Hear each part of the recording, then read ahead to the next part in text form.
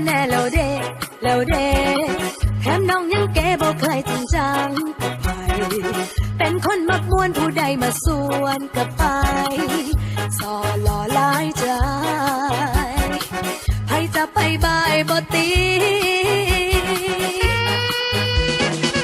ที่เข้าไปนาคิดไปคิดมาบ่แม่นแนวเห็นอายมาแอลแซวเล่นแซวมวนหรืออีหลีเมื่อใส่เมื่อพุ่งน้องก็มีซ้ำนี้ถามอายอีหลีสิว่าได้อายสิน้องบ่แม่นของไม่แต่กับเขาสิได้อยู่น้องอายสิน้องบ่น้องสิเฮ็ดได้ทุกอย่างว่าแต่อายขอสิขอลำบ่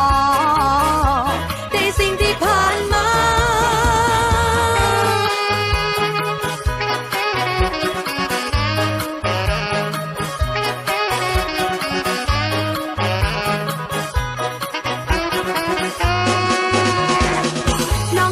ผัวมาแน่แล้วเด้ช่วงล่างพังเพทั้งแนบก็แข็งซ้ำหน้าถ้าอายหินน้องก็ให้ไอ้เฝ้าบอกมาบ่อยากเป็นภาระของชีวิตอายที่เข้าไปนาคิดไปคิดมาบ่แม่นแนวเห็นอายมาแอลแซวเล่นแซวมวนหรืออีหลีเมื่อใส่เมื่อพุ่งน้องก็มีซ้ำนี้ถามอายอีหลีสิว่าได้อายสิน้องบ่แม่นของไม่แต่กับเขาสิได้อยู่น้องอายสิน้องบ่น้องสิเฮ็ดได้ทุกอย่างว่าแต่อายขอสิขอลำบ่ในสิ่งที่ผ่านมาอายสิน้องบ่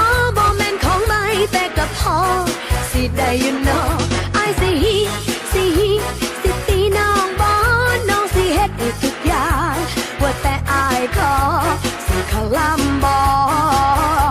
ในสิ่งที่ผ่านมา